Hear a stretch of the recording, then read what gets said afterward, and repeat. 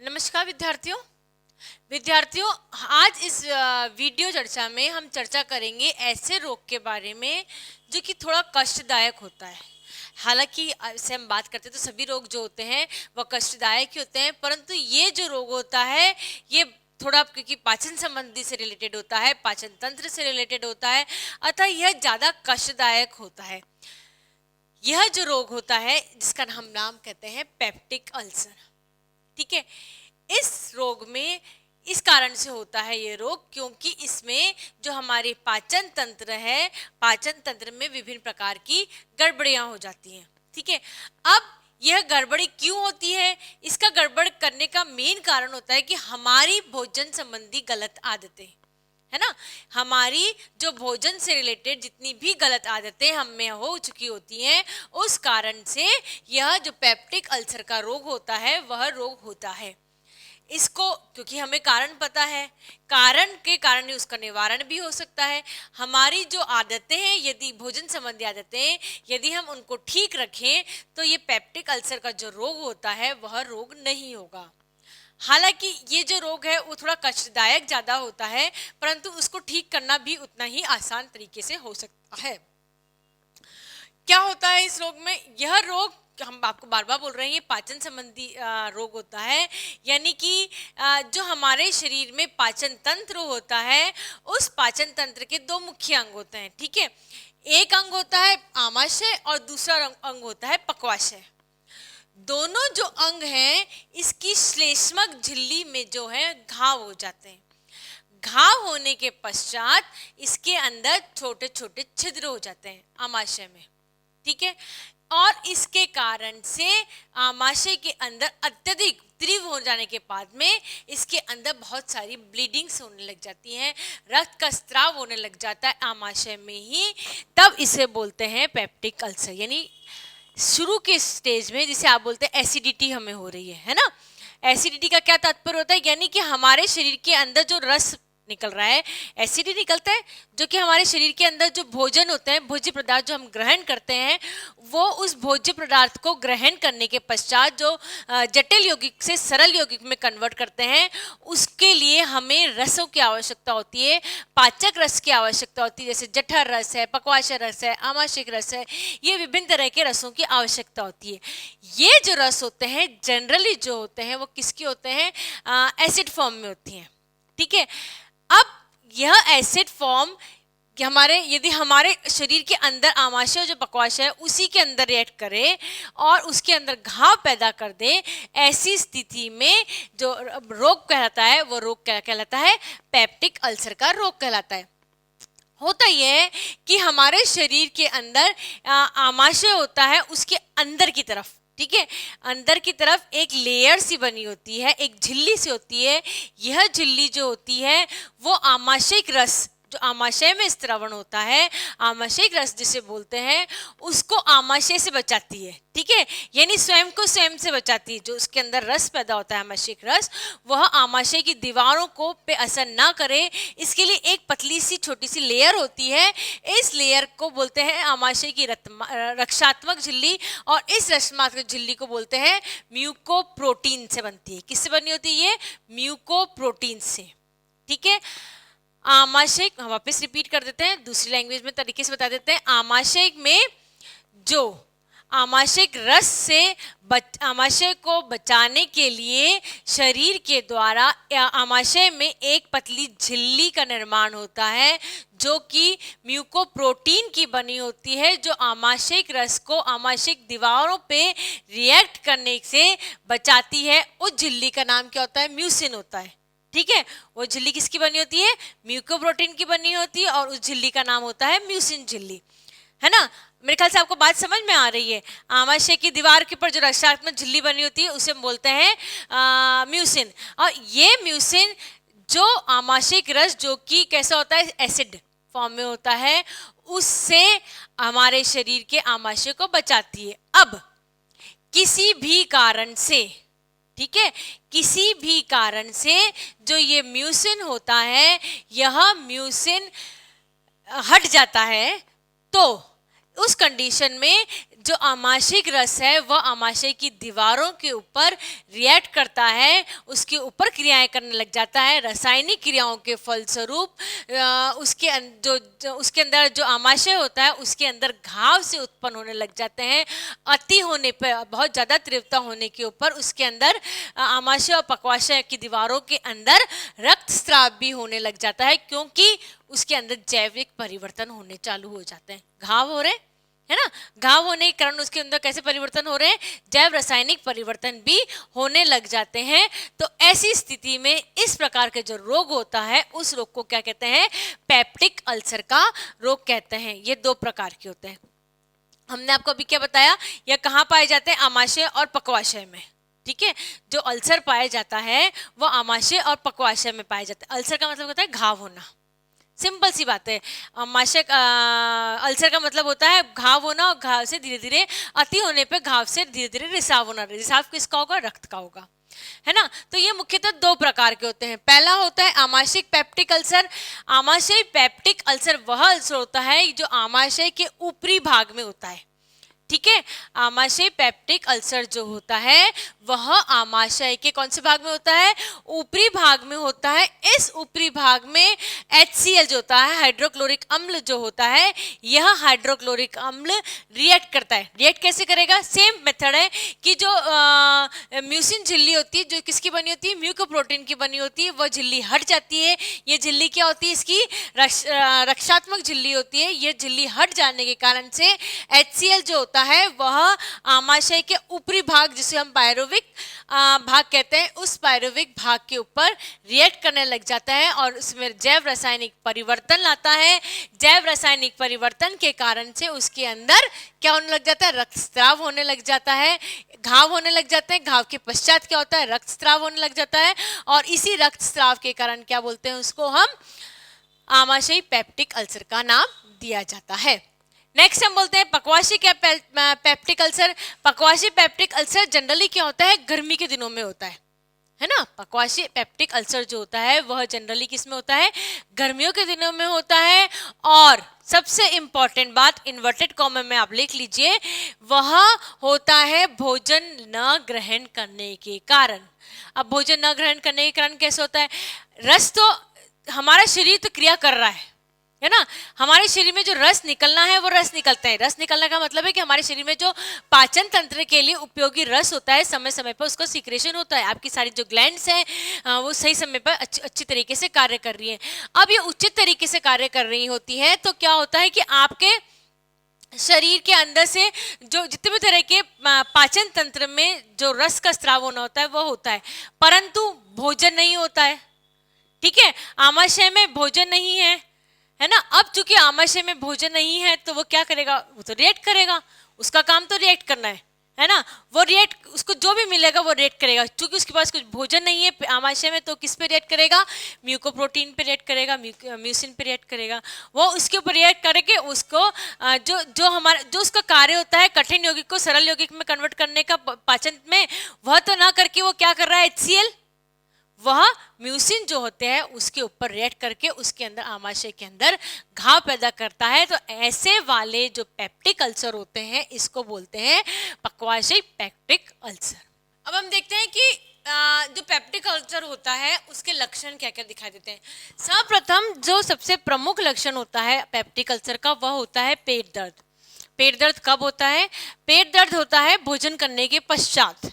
ठीक है, भोजन करते हैं तब क्या होता है बच्चों, जब हमारे आमाशय में भोजन इकट्ठा हो जाता है तब चूंकि घाव होते हैं उसके अंदर, है ना, जो आपका जो एसिड है, आमाशयिक रस है, वो भोजन पे रिएक्ट करना स्टार्ट कर देता है। अब ये जो आमाशय के अंदर जो आमाशयिक रस जो रिएक्ट कर रहा होता है वो भोजन पे तो रिएक्ट करता ही है, परंतु जो घाव बने हुए होते हैं, है ना, जो आमाशय के अंदर की झिल्ली की तरफ जो घाव बने होते हैं उस झिल्ली पे भी रस जो है वो क्या होता है, रिएक्ट करना चालू कर देता है। जब वो रस रिएक्ट करना चालू कर देता है, इसीलिए खाना खाने के पश्चात जब भोजन में शरीर में पाचन क्रिया शुरू हो जाती है तब क्या होता है, पेट दर्द की स्थिति हो जाती है। इस स्थिति से बचने के लिए, या आप ये कह सकते हैं सिम्टम इसका ये भी होता है कि अब अम्ल है ना। अब आपने क्षार ग्रहण कर लिया, एंटी एसिड गोली ले ली कोई, या आपने जैसे दही है, छाछ है, इस तरह की जो चीजें ग्रहण कर ली, तो अम्ल के क्या हो गया, क्षार से रिएक्ट हो गया, तो अम्ल की जो सांद्रता है वह कम हो जाती है। तब जो होता है ये दर्द जो होता है वह शांत होता है। या आप इसे कह सकते हैं इस तरीके से भी, जो पेट में जलन सी महसूस होती है, वह जलन सी किस कारण से महसूस होती है, क्योंकि एसिड जो होता है वह भोजन के साथ साथ में आमाशय की दीवार जो होती है उसके ऊपर भी रिएक्ट करता है।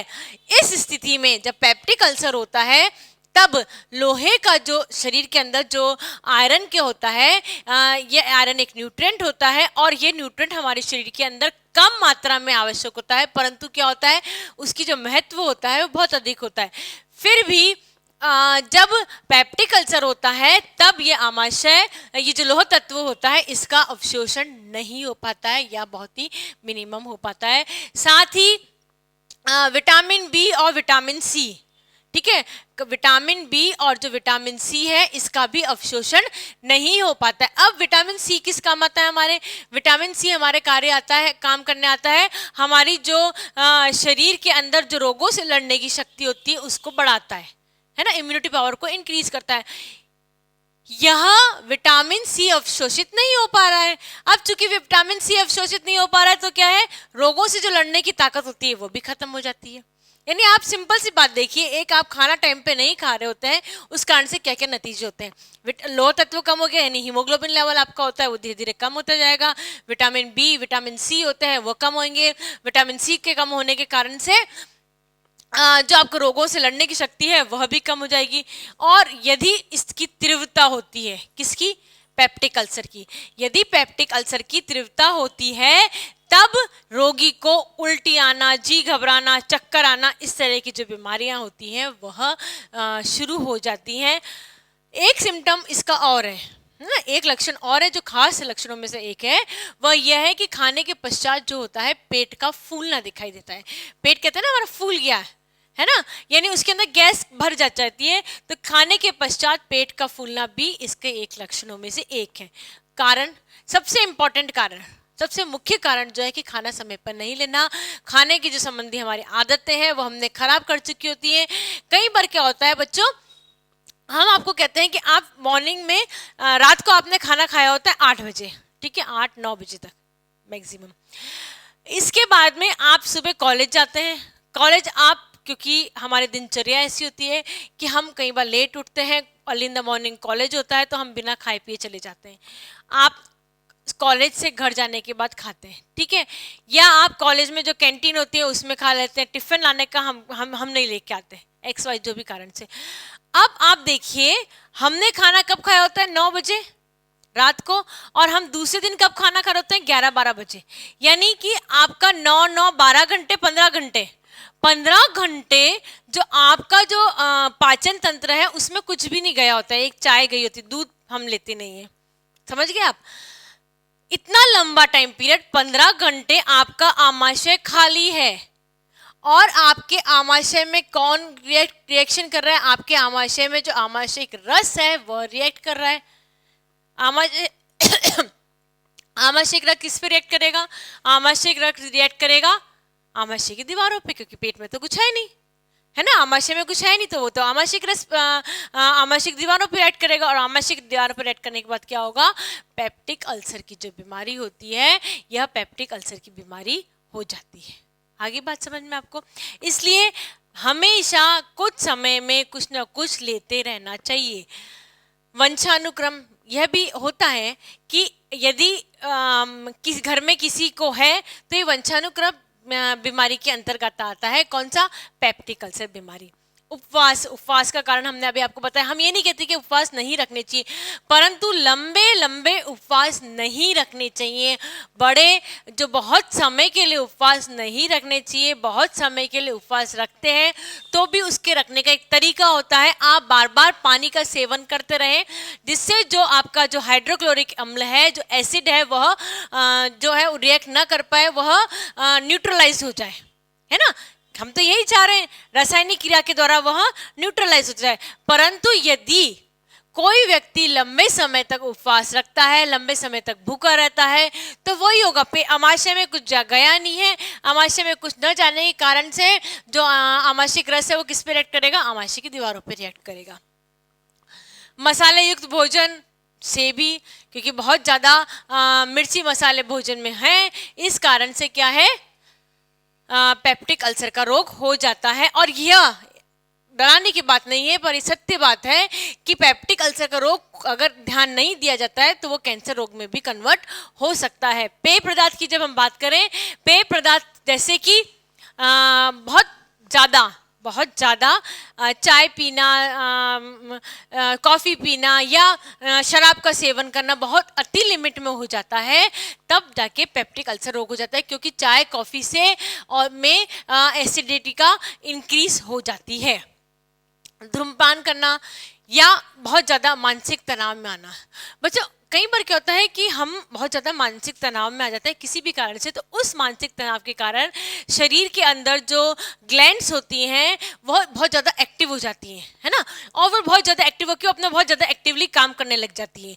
जैसे आमाशयिक रस को बहुत ज़्यादा सीक्रेट करना, मानसिक तनाव में है, बहुत ज़्यादा एसिड सीक्रेट हो रहा है शरीर के अंदर, बहुत ज़्यादा, जितनी क्वांटिटी में होना चाहिए उससे भी ज़्यादा हो रहा है, ठीक है ना। नॉर्मल में XYZ कैटेगरी करो तो वो और भी ज़्यादा इंक्रीज हो रहा है ना।